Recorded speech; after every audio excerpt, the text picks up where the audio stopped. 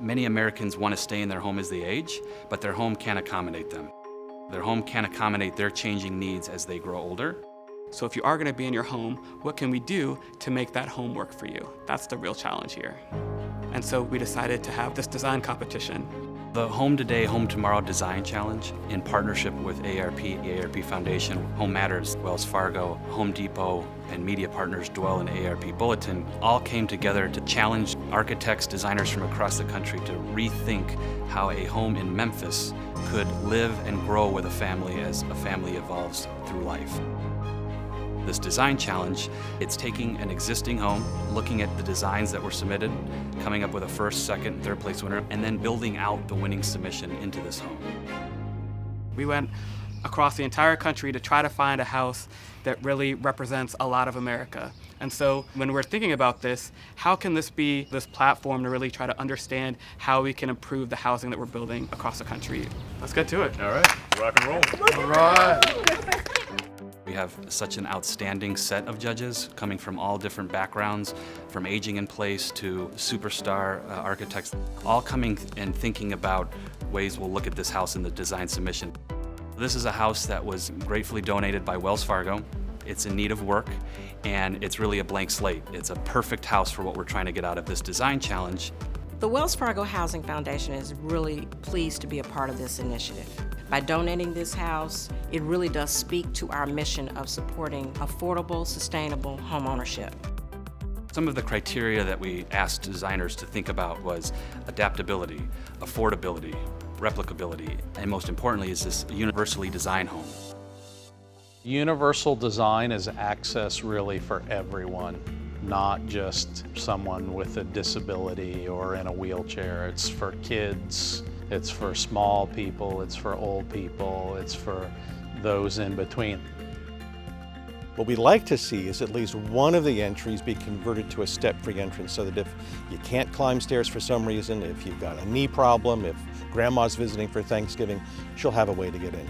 I can't even fit my shoulders in here. Look at this. Look at this. What we're looking to do is sort of turn it on its head, try to make it a little bit more open. Just blow out that wall. A lot of walls need to come down to really create a more vibrant social area in the house. I think what's really important is integrating the outside space, trying to open it up and extend the size of the home and the energy of the home.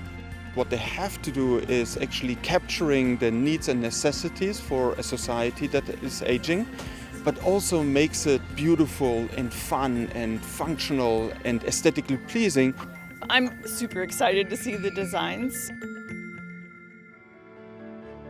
So as you're all looking through the submissions today, again, I want to encourage you to think of the elements that are needed in the house as we talk about growing in place for America. I never thought I'd see so many different ways to organize a single-family house. There were very unique ways of entering a home. Flexible wall systems that could be reconfigured. It's more functional and more beautiful. Enhanced indoor-outdoor living. Community gardens. We're using the number 10 up The there. judges debated, deliberated, and thinking through what is our winning submission. So one thing I enjoy is a good, healthy debate. And so we had some of that over the last 2 days. If you opened up all that into, like, what would you do with that? Well, and then the step between the current patio and the front doors. I like many different parts of many different submissions, so it will be a challenge to pick a winner. It shouldn't look any different than any other house in the neighborhood because of the universal design features.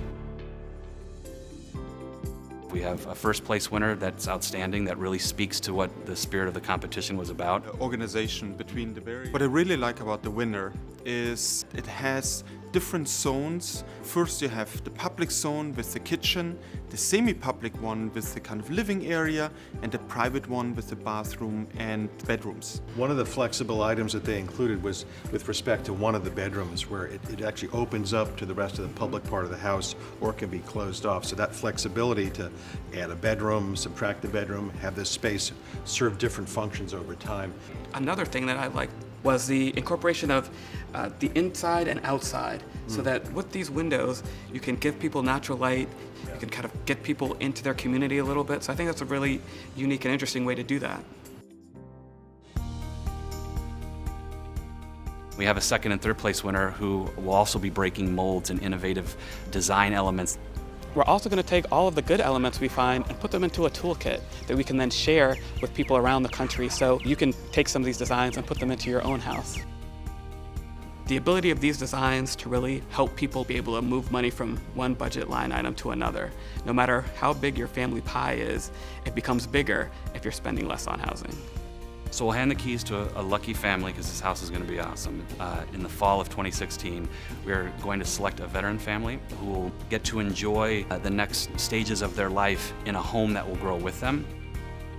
In the Memphis area, there's over 70,000 veterans. That's a huge market. We need to pay attention to these markets and the special needs that they have for their homes. The Home Depot Foundation has been really excited to join this initiative. We want to make sure that we're able to give back to the veteran who has given so much for his or her country and truly make this a home for them. I think it's a culmination of a lot of hard work from people in the public, private, and nonprofit sectors working together to move the industry to look at things in a new way with smart design that anyone would be proud to live in.